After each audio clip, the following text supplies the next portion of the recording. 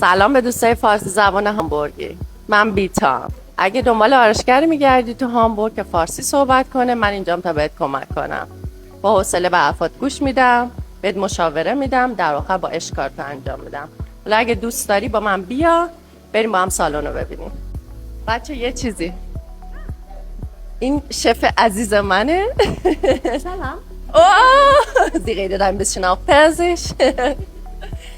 خیلی هم عالی. حالا با من بیاید تا بقیه‌شو بهتون نشون بدم. کمپانی نیکولایسن الان 92 ساله که تأسیس شده. ما 3 تا نمایندگی داریم که یکی از نمایندگی‌ها تو بالیندامه، یکی از نمایندگی‌ها توی هامبورگ مایل است و یه دونه نمایندگی دیگه ما توی اشتاتپالی توی قطبامچوسیه. من اینجا کار میکنم تو بالیندام. حالا این آسیشتمون رو ببینید چقدر قشنگه. خوشحال میشم شما دوستای گل رو به زودی اینجا ببینم. منتظرتونم تا بعد.